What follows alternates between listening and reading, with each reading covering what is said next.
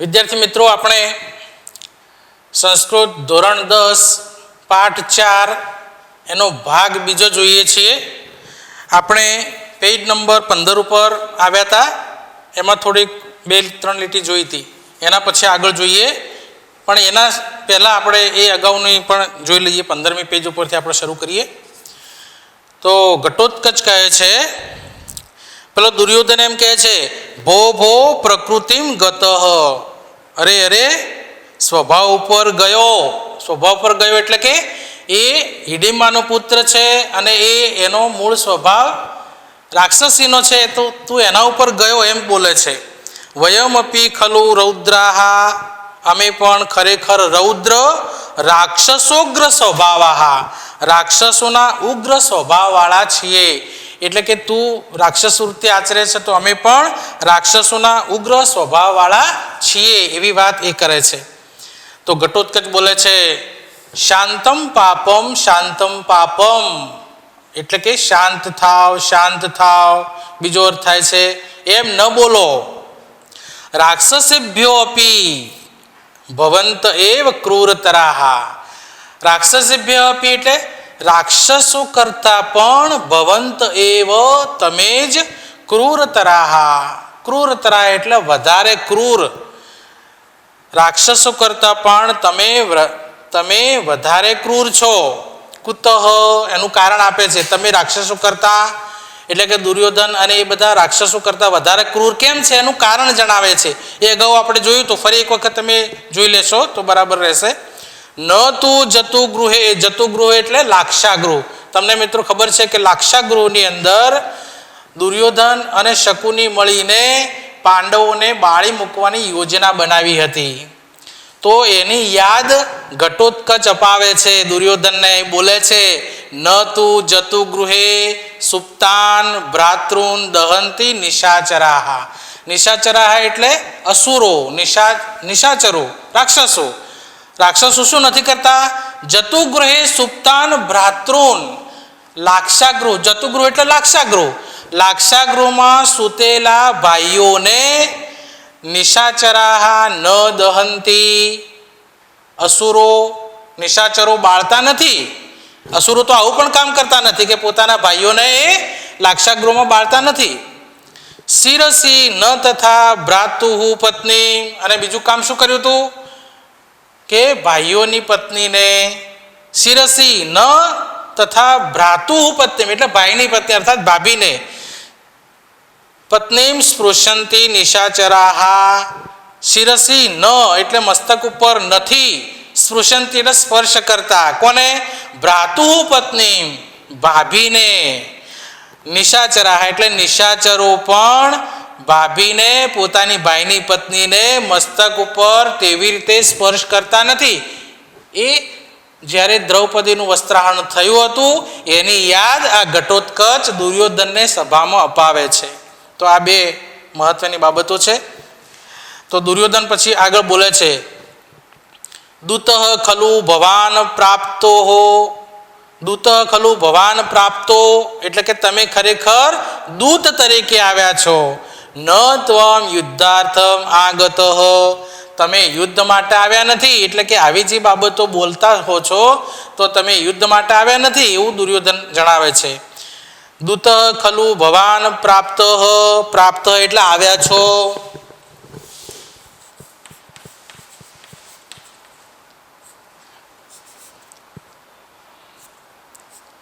આવ્યા છો.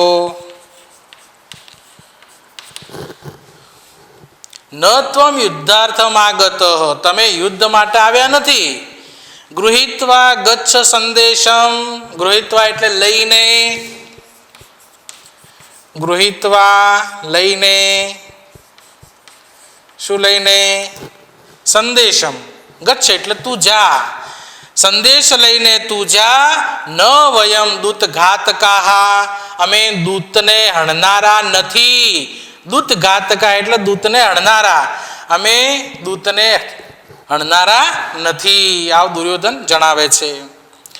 ઘટોત્કચ બોલે છે, સરોષમ ગુસ્સામાં બોલે છે, ઇતિ કિમ દૂત ઇતિ મામ પ્રગર્ષયસી, શું દૂત એમ કહીને મારું અપમાન કરો છો. પ્રગર્ષઈ એટલે અપમાન કરો છો.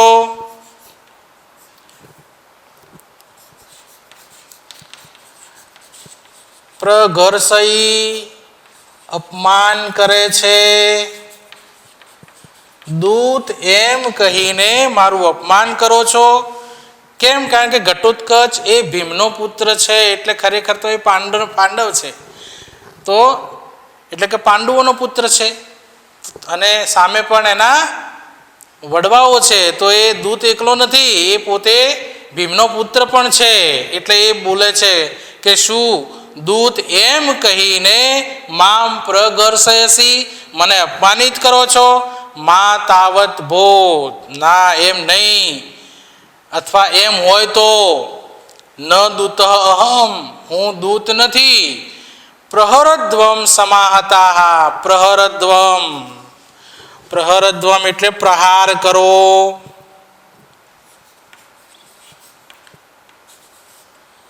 પ્રહાર કરો, આક્રમણ કરો. કઈ રીતે આક્રમણ કરો? સમાહતા, બધા મળીને.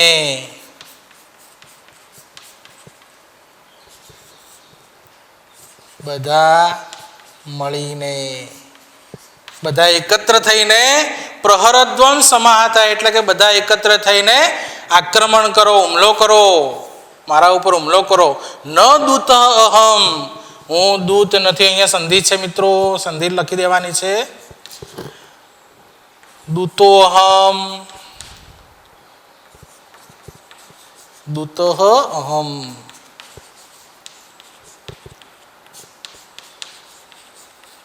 હું દૂત નથી. ન દૂતહમ, હું દૂત નથી. પ્રહરદ્વમ સમાહતા, બધા મળીને મારા ઉપર આક્રમણ કરો. સર્વે ઉત્તિષ્ઠન્તિ, બધા ઊભા થઈ જાય છે. ઉત્તિષ્ઠન્તિ એટલે ઊભા થઈ જાય છે.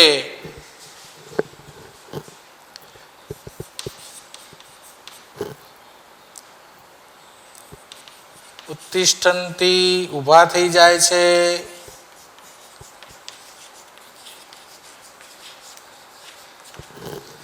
બધા ઊભા થઈ જાય છે. ધૃતરાષ્ટ્ર કહે છે પૌત્ર ઘટોત્કચ, પૌત્ર ઘટોત્કચ મર્ષયતુ ભવાન. મર્ષયતુ એટલે માફ કરો. મર્ષયતુ માફ કરો. ભવાન એટલે તમે. માફ કરો ભવાન, તમે માફ કરો. મદ વચન અવગંતા ભવ. મદ વચન એટલે મારા વચનને અવગંતા ભવ. અવગંતા એટલે જાણનારા. અવગંતા જાણનારા. ભવ એટલે બનો. મારા વચનને જાણનારા બનો. અર્થાત મારી વાત સાંભળો હવે. ઘટોત્કચ કહે છે ભવતુ ભવતુ, ભલે ભલે. ભવતુ શબ્દ છે એ રૂપ પણ છે આજ્ઞાર્થનું, એ આપણે આગળ જોઈએ. ભવતુ એટલે ભલે ભલે ભલે. પિતામહસ્ય વચનાત, પિતામહના કહેવાથી. વચનાત એટલે વચનથી, કહેવાથી.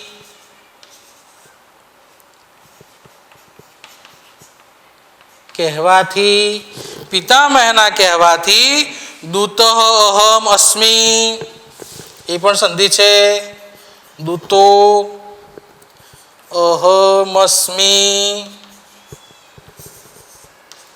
એને સંધિ વિગ્રહાર્થી કરીશું આપણે. દૂત અહમ અને અસ્મિ, આ રીતે સંધિ છે. દૂત અહમ અસ્મિ એટલે કે હું દૂત છું. પિતામહના કહેવાથી, જો પિતામહ કહે છે તો એ એમના કહેવાથી હું દૂત છું. પિતામહ એટલે ધૃતરાષ્ટ્ર. ધૃતરાષ્ટ્ર પિતામહ છે એમના. ઘટોત્કચના પિતામહ થાય એટલે એમ કહે છે કે પિતામહના કહેવાથી દૂતહમ અસ્મિ, હું દૂત છું. ભો ભો રાજાનઃ, અરે ઓ રાજાઓ. શ્રૂયતામ જનાર્દનસ્ય પશ્ચિમ સંદેશ. શ્રૂયતામ એટલે સાંભળો. જનાર્દનસ્ય પશ્ચિમ સંદેશ, શ્રી કૃષ્ણનો અંતિમ સંદેશ. અરે ઓ રાજાઓ, જનાર્દનનો અર્થાત શ્રી કૃષ્ણનો અંતિમ સંદેશ સાંભળો. હવે જનાર્દનનો અંતિમ સંદેશ શું છે, જે આ સભાજનોને પણ આપે છે, ધૃતરાષ્ટ્રને પણ આપે છે, તો અને ધૃતરાષ્ટ્ર કૌરવોને બધાને આપે છે. તો એ મહત્વની બાબત એ છે કે એ સંદેશ કયો છે. તો એ સંદેશ અહીંયા મહાકવિ ભાસે એમની જે વાણી છે એમને અહીંયા નિરૂપિત કરી છે. તો આપણે જોઈએ કે શ્રી કૃષ્ણનો અંતિમ સંદેશ આ પ્રમાણે છે. ધર્મમ સમાચર, ધર્મનું આચરણ કરો. સમાચર, સમાચર એટલે આચરણ કરો.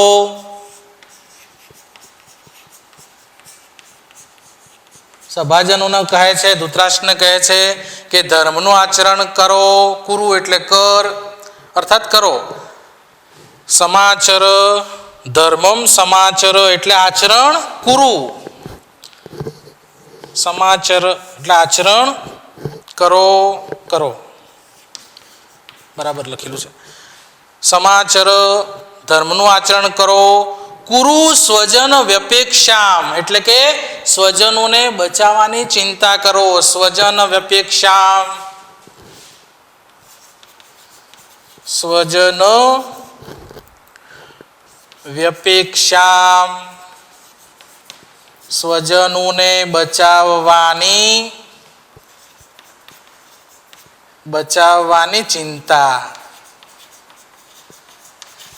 ચિંતા કરો. કુરુ એટલે કરો. આજ્ઞાર્થ છે અહીંયા પણ. ધર્મનું આચરણ કરો. ધર્મમ સમાચર એટલે ધર્મનું આચરણ કરો. કુરુ સ્વજન વ્યપેક્ષામ અને સ્વજનોને બચાવવાની ચિંતા કરો. યત કાંક્ષિતમ મનસી, યત કાંક્ષિતમ એટલે જે ઈચ્છેલું છે. યત કાંક્ષિતમ એ સંધિ પણ છે, તો પહેલા આપણે સંધિ લખીએ. યત કાંક્ષિતમ આંગ છે, એનો ઉચ્ચાર અર્થે થશે યત કાંક્ષિતમ. કાંક્ષિતમનો અર્થ છે ઈચ્છેલું. યત કાંક્ષિતમ, યત એટલે જે ઈચ્છેલું છે.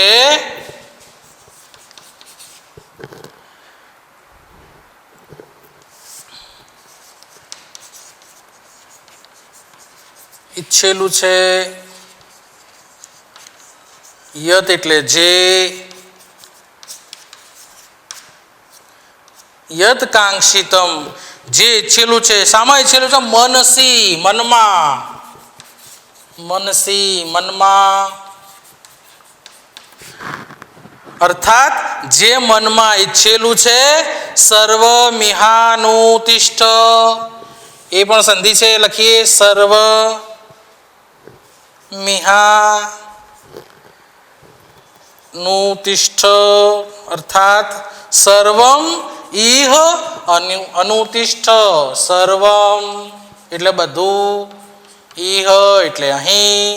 અનુતિષ્ઠ એટલે કરો. આ રીતે છે મિત્રો. સર્વમ ઇહ અનુતિષ્ઠ એટલે બધું અહીં કરો. જે મનમાં ઈચ્છેલું છે તે બધું અહીં કરો.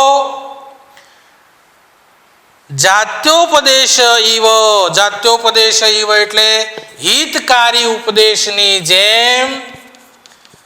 જાત્યોપદેશ ઇવ જન્મનું રહસ્ય એવો પણ અર્થ થાય છે, તો આપણે અહીંયા લખીએ હિતકારી ઉપદેશની જેમ. બીજો અર્થ છે જન્મના રહસ્યની જેમ, પણ આ મહત્વનો અર્થ છે.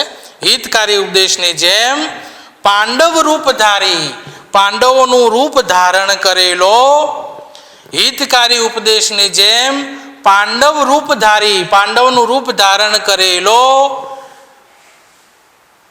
સૂર્યાંશુભિ સૂર્ય કિરણોની સાથે. સૂર્યાંશુભિ સૂર્ય કિરણોની સાથે. સૂર્યાંશુ એટલે સૂર્યના કિરણો. સૂર્યાંશુભિ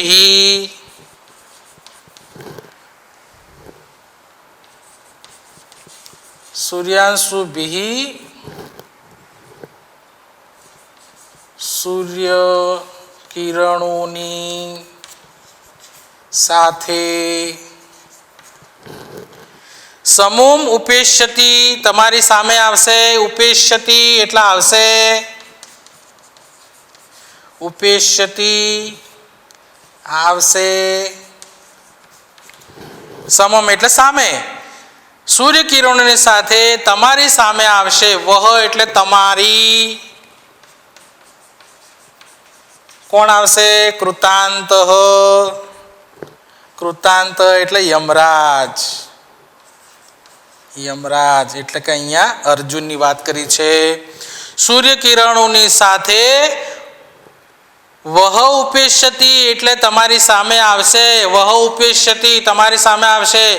કૃતાંત એટલે યમરાજ. પાંડવ રૂપધારી. ફરી જોઈ લઈએ.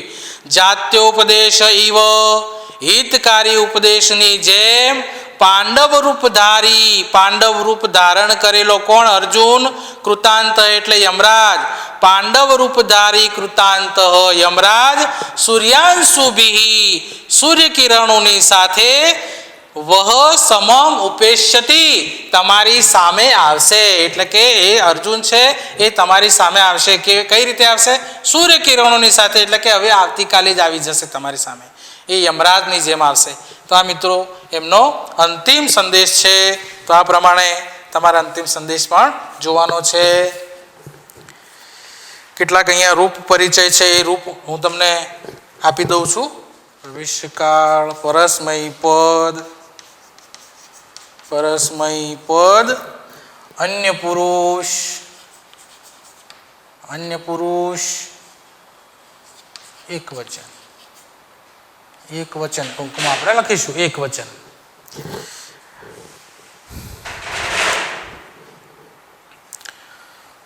વ્યાહરતી એ પણ વર્તમાન કાળ. વર્તમાન કાળ પરસ્મય પદ. અન્ય પુરુષ,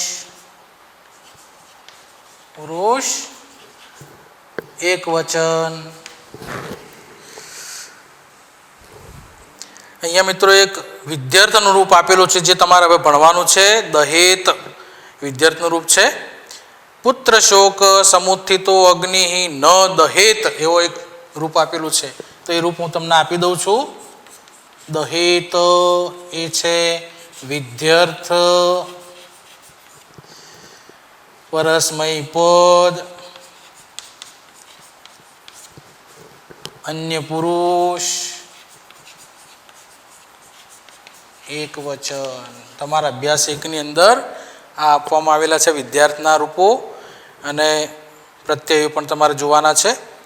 આવતી વખતે ચલાવીશું આપણે. એના પછી છે ગૃહીત્વા સંબંધક ભૂત કૃદંત. ભૂત કૃદંત આ રીતે છે મિત્રો. જે જે રૂપ અહીંયા આપવામાં આવેલા છે એ રૂપો તમારે તૈયાર કરવાના છે અને એ રીતે અનુવાદ, રૂપો, પ્રશ્નો આ બધું તૈયાર કરતા રહેજો. ધન્યવાદ.